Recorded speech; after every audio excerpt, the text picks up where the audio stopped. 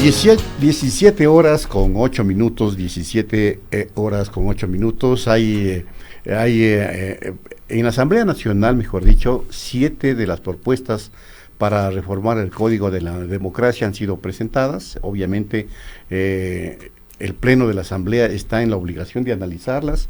Esto es un tema que todavía está pendiente tratar por parte de la Asamblea Nacional. Hay muchos aspectos que son considerados medulares para enfrentar el próximo proceso electoral. Sobre estos temas, justamente, vamos a hablar a continuación con Luis Verde Soto, del Consejo Nacional Electoral, a quien le saludamos cordialmente. Luis, muy buenas tardes. ¿Cómo estás? Qué gusto volver a charlar contigo en estos momentos fríos de la... Sí, bastante frío. De la ciudad y del país. Estamos ahí con un frío tremendo que a veces se nos dificulta hasta hablar. Pero bueno, ¿cuáles son los aspectos medulares, como señalaba yo, que crees tú que deben ser abordados de manera inmediata?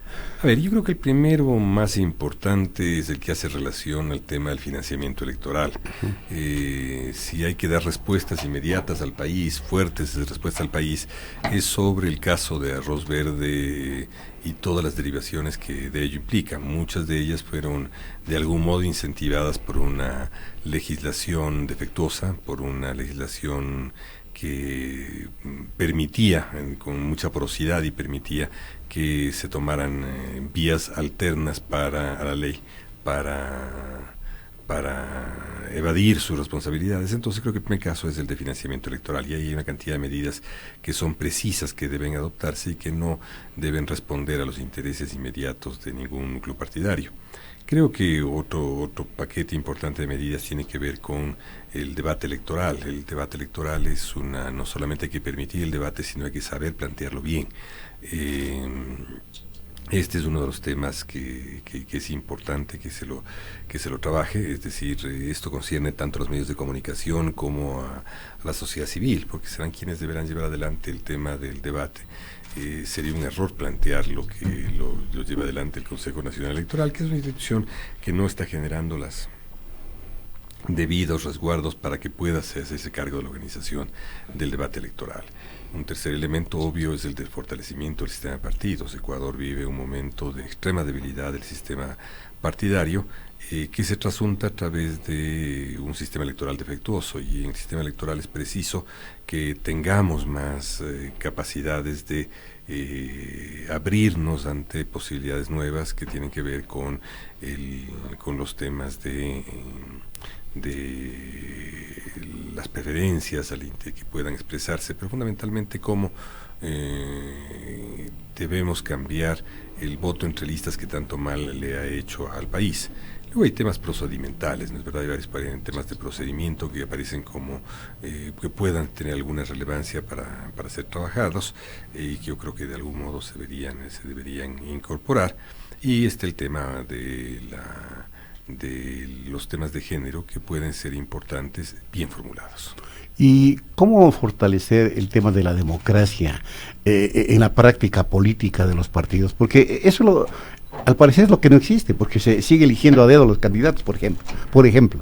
Claro, el tema central de fortalecimiento de la democracia interna tiene que ver en este rato, yo te diría, con dos entradas, ¿no es verdad? La una es la de evitar que, pese a que existen alternativas en la ley, todos prefieran la vía tradicional, que es la de que las asambleas se reúnan, siempre manipuladas por los liderazgos y por los grupos internos, y que sea allí donde se elijan los candidatos. Esto ciertamente tiene que cambiar, modificarse, a partir, yo diría, de dos cosas. Es posible algunos estímulos externos, como por ejemplo el que se pueda haber un par de votos diferenciales o preferenciales dentro de las listas, que permitan que los ecuatorianos que votan por una opción política, por un partido político, no solamente votan por la lista bloqueada, sino que ésta tenga una apertura a que recibir manifestaciones de preferencia. Este es uno de los temas importantes.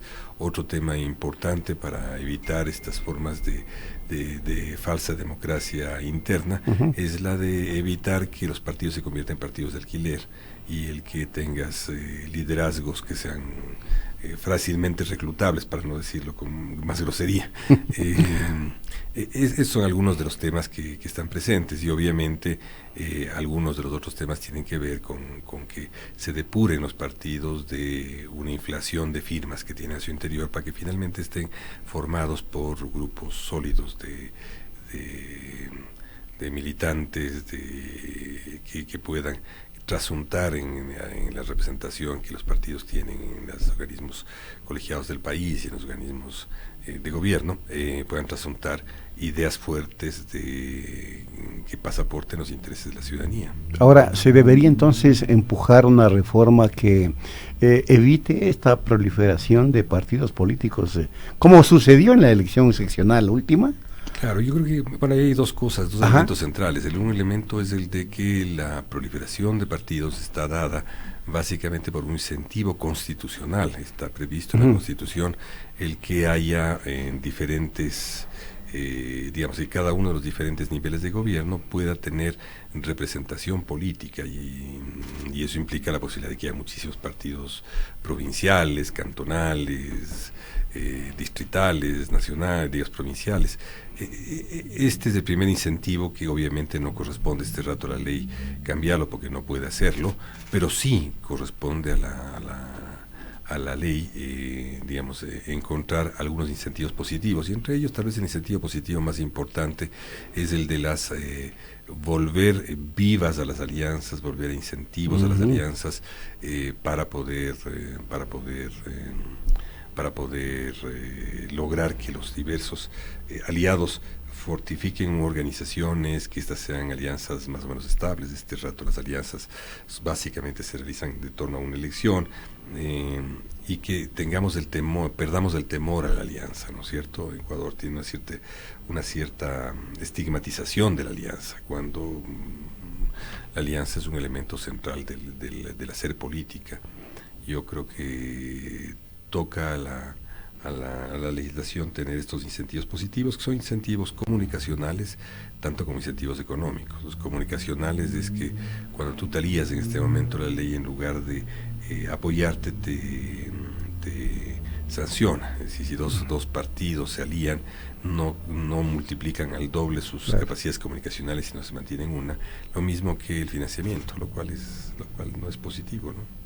Ahora, tocaría entonces reformar también ese aspecto en cuanto tiene que ver con la publicidad electoral. Así es, yo creo que este dato corresponde a la Comisión de Justicia mostrar su sagacidad para hacer las cosas que debe hacer y poder pasar a que el Pleno tenga algo fuerte sobre lo que votar y también obviamente a que después la misma Ejecutivo pueda colaborar con su rol de colegislador para tener una legislación algo mejor. Ahora, en el tema gasto electoral que propusiste en primera instancia, ¿esto involucra la creación de esta unidad especializada de delitos electorales? No. Porque no necesariamente, ¿no? Esto empezó en una creación burocrática innecesaria. He conversado con la fiscal y lo importante que se ha llegado es a que debería haber un fiscal especializado en temas electorales basta para trabajar los delitos electorales. No hay que crear unidades especializadas.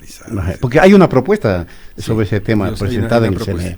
Hay una propuesta, pero considero que es una exageración vacua. Ahora, en alguna oportunidad, aquí mismo se señaló que el narcotráfico puede estarse involucrando en las campañas electorales, y eso sí corresponde a una cuestión fiscal. Claramente, nos hemos previsto y está en funcionamiento una ventana en la página web del Consejo Nacional Electoral en la que puede haber denuncias anónimas sobre temas, todos los temas electorales, pero fundamentalmente los temas que tienen que ver con el financiamiento ilícito, y esta ventana prevé de hacerlo por la vía de una computadora de la cual no se registra su origen, con lo cual la denuncia es plenamente anónima y luego corresponde procesar, depurar, cernir esas demandas y obviamente enviarlas a la Fiscalía, porque el Consejo Nacional Electoral no tiene ni por qué tener una unidad sustitutiva ni que desarregle el Código Integral Penal, ni tiene por qué ni tenemos por qué intervenir más allá de lo que se deba y se pueda en en la Fiscalía. La Fiscalía tiene suficiente trabajo este rato y yo creo que no le sobran anaqueles para guardar. Y esos temores que tenías tú mismo sobre este tema, ¿qué pasó? ¿Se investigaron? ¿La Fiscalía hizo algo o quedó ahí? No, es decir, la Fiscalía tiene ya, lo que nosotros entregamos no fue una información de casos, fue una información de metodología. De metodología, ya. Entonces, para que la Fiscalía tenga presente cómo están operando y pueda su fiscal electoral tener una referencia ya de cómo estaría operando los temas de narcotráfico en algunas de las circunscripciones electorales más pequeñas del país. Ya, ahora vamos al método.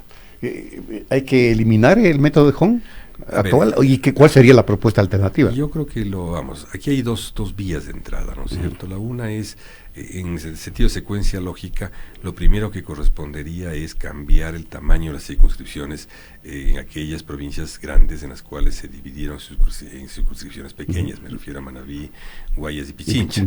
Esas tres deberían unificarse otra vez como una circunscripción, como una sola jurisdicción electoral provincial. O sea, ya no circunscripciones territoriales, ya no norte, centro, sur. Ya.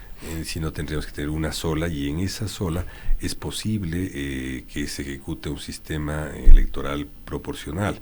Un sistema proporcional es aquel que te permite, ¿no es cierto?, que las minorías tengan representación y que se estimule algún tipo de mayorías. El sistema DONT es un sistema que estimula muy fuertemente unas mayorías excluyentes. Mientras que existen otros sistemas más moderados, entre ellos el Webster, que es el que actualmente existe en la legislación de autoridades nacionales, de asambleístas nacionales. Entonces, una vez que tengas las circunscripciones armadas, vale la pena jugarse enteramente por el cambio de fórmula. Es muy sencillo esto. La fórmula DONT, las circunscripciones grandes te permiten que, por ejemplo, tú en el caso de Guayas, por ejemplo, si tuvieses ya unificado otra vez la circunscripción, si el 100% de los electores de un partido votan, ya podrían estar aspirando a un cupo con el 4%, un poquito más, un poquito menos, ¿no es cierto? Mientras que si no hay circunscripciones grandes y tienes circunscripciones pequeñas, el 100% de la votación de ese partido solamente podría entrar a tener circunscripciones, tener representaciones cuando tenga entre el 15 y el 20%, porque tiene muchas menos autoridades en las cuales, y conscientemente el cociente es muy alto. Es por esto que en el sentido lógico debería tener primero circunscripciones grandes y luego tratarse el tema de la fórmula. Sin embargo, yo creo que el tema, si este momento se adoptase la fórmula Webster, sería importante toda vez de que no va a tener incidencia en el corto plazo, pero sí muy ligera incidencia en el mediano plazo, pero también no hay que descartar de que luego una reforma profunda del Código de la Democracia se pueda tener circunscripciones grandes otra vez y se habría adelantado ya el tema de la fórmula. El tema de la fórmula a veces ha sido mitificado en el Ecuador, ¿verdad? No por sus efectos fueron catastróficos en determinado momento, hubo provincias en que se llevaron el 100%, pero son circunstancias muy especiales en las que operó la fórmula bajo esa modalidad. Ahora hay que tratar de tener una modalidad mucho más flexible, digamos, ¿no es cierto? Yo creo que la fórmula Webster podría hacerlo, pero con que no habrá incidencia en el corto plazo es también visible. Ahora, este tema de las circunscripciones, el tribunal ha dicho que esto genera mejor dicho, artificialmente rompe con la unidad de las provincias. ¿Es así? Porque sí. En cambio los que apoyan la tesis es que les da representatividad a sectores que antes no tenían la posibilidad, caso sur de Quito, norte de Quito, etcétera, o zona rural. Yo creo que ciertamente ninguna fórmula electoral es per se buena y per se mala, ¿no es cierto? Ciertamente hay la imagen de que en las circunscripciones chicas se da mayor representación a la población asentada o nacida en esa circunscripción. Esto tiene su gota de realidad, nada más, ¿no es cierto? Porque lo que pasa es de que está otra vez dándose cabida solamente a las mayorías locales, a la mayoría de circunscripción, pero ya no a las minorías locales. y si tú juntas muchas mayorías de circunscripciones chicas, tienes otra vez provincias con un alto nivel de exclusión de minorías. Entonces, o sea, siempre hay que ver las dos caras de la moneda, ¿no es cierto? Claramente aquí el problema ha sido el de los partidos que no han tenido capacidad de encontrar fórmulas representativas más adecuadas para las circunscripciones grandes.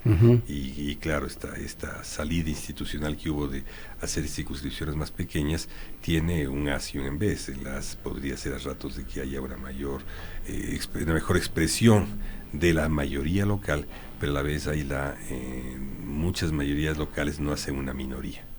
Ya, vamos al tema participación de las mujeres, que también se torna polémico, porque ahora se plantea que las mujeres tengan la posibilidad de encabezar el 50% de las listas, así es, ¿no? Así es. Es una medida compleja, es una medida muy compleja. Es súper compleja. O sea, ¿qué es lo que ocurre? La idea, porque no es una idea local, esta no es una idea que surgió acá, es una idea que tiene un raigambre internacional, está hecha para países en los que tiene circunscripciones electorales parecidas, del mismo tamaño, digamos. Entonces, si tú tenías circunscripciones electorales del mismo tamaño, tú puedes aproximadamente hacer equitativo, escoger una u otra, digamos, que sería, aunque no siempre es así. En el caso ecuatoriano no tenemos eso. En el caso ecuatoriano lo que tenemos, ¿no es cierto?, son 21 provincias, más bien pequeñas, entre intermedias y pequeñas, que eligen menos de seis autoridades en ellas, ¿no es cierto?, y tienes 3 provincias grandes que eligen más de 6 autoridades, ¿no es cierto? En esas provincias grandes en las que eligen más de 6 autoridades, lo que puede producirse es de que si tú tienes una opción de poner un hombre y una mujer, vas a tratar de poner generalmente los hombres, porque en esas provincias lo que tienes tú son más electores. Entonces tal vez de pronto podemos quedar enclaustrados en un efecto perverso, que es que siempre las mujeres podrían estar representando solamente provincias chicas, mientras los hombres quedarían representando a los porcentajes mayores de población, y esa es una desviación que podría generar muchos problemas. Ahora, en la actual legislación se puede presentar una lista encabezada por un hombre y una mujer, o viceversa, una mujer o un hombre. También, de hecho no ocurre así porque... pero generalmente no pasa, pero digo, hay esa opción. La opción está, ¿no es cierto? Porque quieren es obligarse a una cuota, ¿no es cierto? Exacto, para no obligar, se puede manejar esta opción. Debería estar abierto que los partidos... Exacto. Hay partidos, ¿no es cierto?, partidos de distinto origen ideológico que sí tienen una opción por poner mujeres encabezando la lista. Es una estrategia de fortificación partidaria que optaron. Otros no. Yo tengo el temor de que esta forma de cuotas que se ha adoptado, ¿no es cierto?, finalmente termine, o que se quiera adoptar, finalmente termine distorsionando la vida política y el diseño político de los partidos. Si yo tengo que poner la mitad de hombres, la mitad de mujeres, ya voy a hacer un diseño político donde a mí me conviene que vayan las mujeres y a mí me conviene que vayan los hombres. O sea, claro, y podría en efecto distorsionar, ¿no? Tiene un efecto distorsivo muy grande. Todo eso hay que ir analizando con cuidado, no es un problema, no es un tema de apresuramientos, y sobre todo no es un tema de intereses. Digo que la posibilidad de hacer daño al sistema político es tan grande que es mejor hacerlo con calma, con ponderación, con inteligencia. Correcto, aprovechando que estamos hablando de las mujeres, tema violencia de género, porque en la campaña sí se evidencia una agresión, un acoso tremendo a la participación de las mujeres en política. Es decir, la violencia contra las mujeres es en la campaña y fuera de la campaña. Fuera de la campaña, pero también se evidencia y muy fuerte. Claro, el tema es, yo no sé si la violencia política contra las mujeres requiere qué tipo de respuestas y medidas, ¿no es cierto? Si es que la violencia política contra las mujeres, por ejemplo, podría ocasionar sanciones especiales, habría que pensarlo. Hay que pensarlo porque no se trata de sancionar con efecto pedagógico cualquier delito, ¿no es cierto? Yo prefiero más bien la construcción de incremento de sanciones antes que hacer sanciones especiales solo para la violencia de género, ¿no es verdad? Pero vamos, todo eso aquello tiene que discutirse también. Ya, ahora, tú planteaste que haya más debate dentro de los partidos políticos para la participación electoral. ¿Esto cómo podría lograrse para que los partidos en primera instancia capaciten a sus coidarios, capaciten a sus militantes. Esto no se da casi nunca. Solo se dice nomás. Se crea escuelas de formación política, pero no pasa absolutamente nada. No forman a nadie. Así es. Ese es un tema que evidentemente termina distorsionando enormemente sobre todo el reclutamiento de candidatos, ¿no es verdad? La no capacitación partidaria, porque terminas incluyendo a miembros alquilados, rentados para un partido, ¿no es cierto? Ese es un problema que generalmente se presenta cuando trabajas el tema de la capacitación, etcétera. Ahora, deberíamos ir mirando muchas más cosas sobre el debate. El debate tiene que ver más bien con la comunicación de masas, ¿no es verdad? Tú con la apertura del debate generalmente incorporas a porcentajes enormes de la población, 50, 60, 70, 80% de gente que se interesa por el debate. Entonces, este diseño es un diseño que tiene que tener suficiente inteligencia para que se pueda responder a las reales expectativas de un manejo tan fuerte de población. Y claro, los temas son allí uno, y fundamentalmente el tema de cuántos debates debe haber, quiénes deben debatir, dónde debe estar debatido, en qué elecciones debe debatir. Y yo soy particularmente renuente a que el Consejo Electoral haga algo distinto a que no sea la fijación de normas para la equidad del debate. Pero este debate debe ser empujado desde dentro, desde los partidos, debates internos y luego en la campaña como tal. Yo no esperaría que haya el debate interno, yo pasaría directamente al debate, porque puede ser el efecto inverso también. El debate nacional puede tener incidencias sobre el debate interno. O sea, parte del aprendizaje del liderazgo político es aprender a debatir, aprender a confrontar, aprender a tener condiciones de igualdad con otros candidatos para lograr esa interacción, ¿no es verdad? Yo creo que esas son las cosas que se tienen que hacer ahora, que es la de lograr que los partidos conformen una línea de aprendizaje y de práctica del debate, que es parte de aquello más general que el mundo conoce ahora como democracia deliberativa. Ya no se trata de votar, no se trata solamente de tener votos o de tener mayoría, se trata de deliberar, de lograr consensos, de lograr acciones cooperativas, lograr una construcción de intercambio de puntos de vista. Entonces yo creo que eso es todo lo que un debate siempre debe tener, ¿no? Ahora, justamente hablando de debate, esto debe ser debatido por la Asamblea, pero los tiempos como que se vienen encima y no sé hasta qué punto van a alcanzar justamente a debatir esta propuesta. Yo creo que este rato la situación ya no es de debate, ya este rato como está esto introduciéndose como cambios de segunda, se junta sobre unos cambios realizados en segunda. Entonces yo creo que básicamente lo que va a pasar es de que se va a votar. Lo que hay que ver es el tipo de votación que se va a producir sobre los artículos, sobre conjuntos de artículos. Eso va a ser el problema. Pero ya el debate propiamente ya no va a haber en la Asamblea, porque estamos votando sobre segunda. Claro, pero van a jugar intereses políticos, electorales y cálculos. Todos. Y ahí está lo grave. Todos. Porque la propuesta puede ser muy buena, pero si a mí no me interesa porque a mi partido le perjudica el Hon, el Webster, etcétera, sencillamente no pasa la reforma. Ciertamente puede decir, va a pasar eso. Va a pasar eso, desde luego que va a pasar. Yo he tratado de hablar con 40 legisladores ya sobre estos temas y vamos a ver qué opinión se puede lograr sobre eso, ¿no? Pero en eso estamos, no creo que es fácil, pero y esa voluntad, porque cuando uno les entrevista acá a los políticos se evidencia que no están tan convencidos, quieren como correr con las mismas reglas. Así es. A todo el mundo le gusta ser conservador para estos elementos, ¿no? Bueno, gracias Luis por habernos acompañado. Muchas gracias. Luis Verde Soto, consejero del CNE, estuvo con nosotros. Ahí está, para el análisis de todos ustedes y también para que la Asamblea Nacional en todo caso comience ya a resolver esta temática. Ya volvemos. En Punto Noticias,